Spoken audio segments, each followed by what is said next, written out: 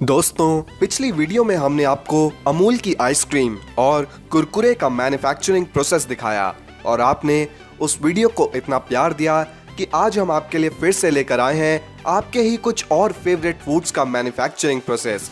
इस वीडियो में हम आपको दिखाने वाले हैं कि आपकी मनपसंद मैगी नूडल्स फैक्ट्री में किस तरह बनती है और साथ में देखेंगे कि अमूल चॉकलेट्स कैसे बनती हैं। सिर्फ यही नहीं, इस वीडियो में आपको और भी कमाल के पैक्ड फूड्स का मैन्युफैक्चरिंग प्रोसेस देखने को मिलने वाला है। तो तैयार हो जाइए हमारे साथ इस स्वादिष्ट सफर पर चलने के लिए। अमूल का नाम सुनते ही सबके मुंह में पानी आने लगता है, पर क्या आपको पता है ये कंपनी भारत में सबसे ज्यादा डार्क चॉकलेट्स बनाने वाली कंपनी है।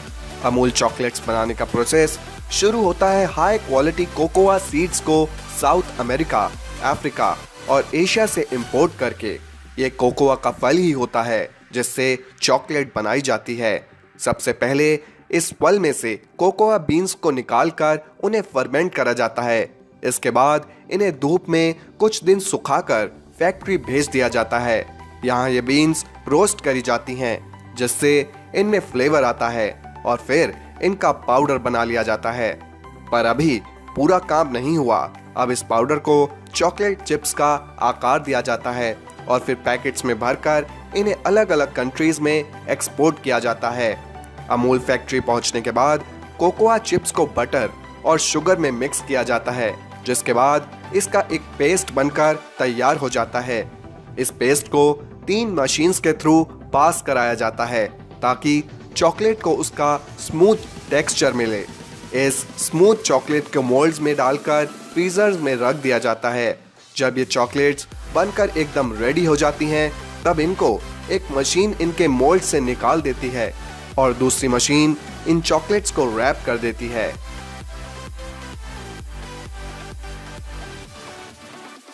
तो दोस्तों, जैसी आप सभी ने फरमाइश करी थी, आज हम आपको दिखाएंगे कि मैगी नूडल्स किस तरह बनाए जाते हैं।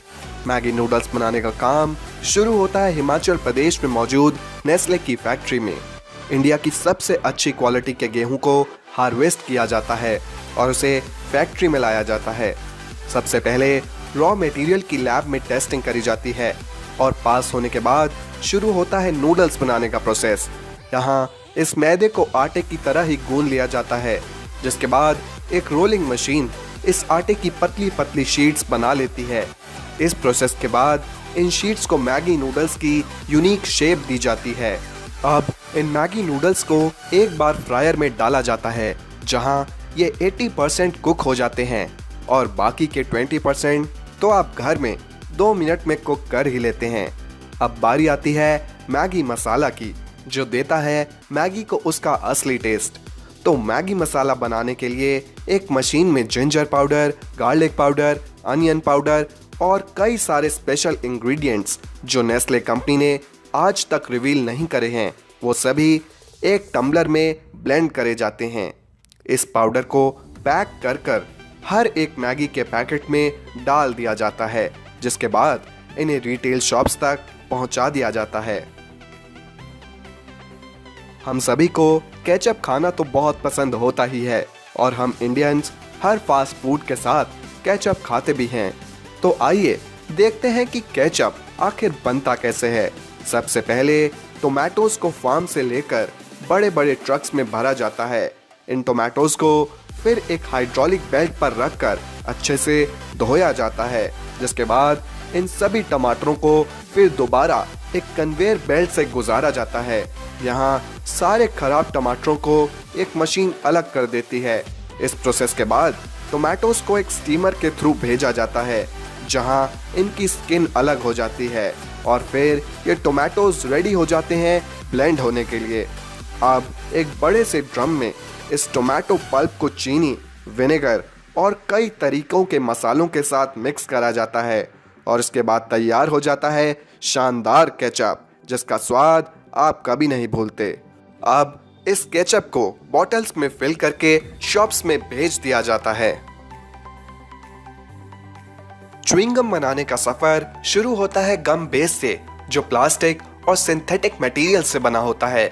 इसमें फ्लेवरिंग और कलर ऐड करने के बाद इस पेस्ट को एक बड़े कंटेनर में डालकर उसको स्ट्रेच किया जाता है। इसके अलावा च्युइंग गम में ग्लूकोज सिरप भी मिलाया जाता है, जिसकी वजह से च्युइंग गम सॉफ्ट रहती है और उसको खाने में आपको एक यूनिक टेस्ट मिलता है।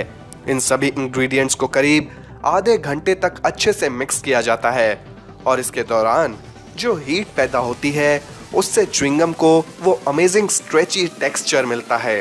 अब इस मिक्सचर को एक्सट्रूडर में डाला जाता है, जहां ये मशीन इसकी लंबी स्ट्रिप्स काट देती है और इसके बाद इन स्ट्रिप्स को फ्रीजर के थ्रू पास कराया जाता है।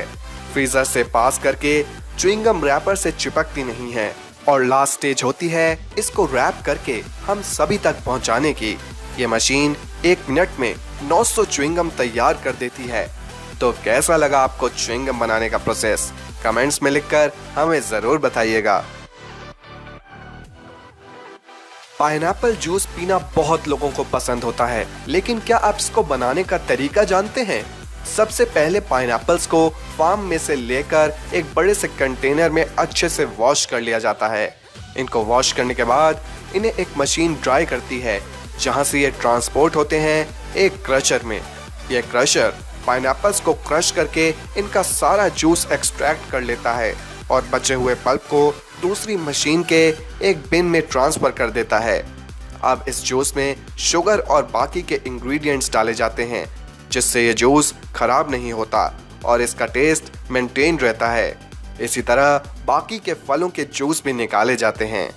तो दोस्तों, इस वीडियो में आपने देखा कि आपकी फेवरेट मैगी नूडल्स और बाकी के अमेजिंग पैक्ड फूड्स किस तरह फैक्ट्रीज में बनाए जाते हैं। अगर आप इस तरह की और वीडियोस देखना चाहते हैं तो हमें कमेंट्स के माध्यम से लिखकर जरूर बताइए। और अगर आपको हमारी ये वीडियो पसंद आई और आप आगे भी हमारे चैनल पर इसी तरह की कमाल की वीडियोस देखना चाहते हैं तो आज ही हमारे चैनल द फ्रिंगो को सब्सक्राइब करके साथ में बने बेल बटन को जरूर दबाएं। मिलते हैं आप सभी से हमारी अगली वीडियो में, तब तक के लिए धन्यवाद।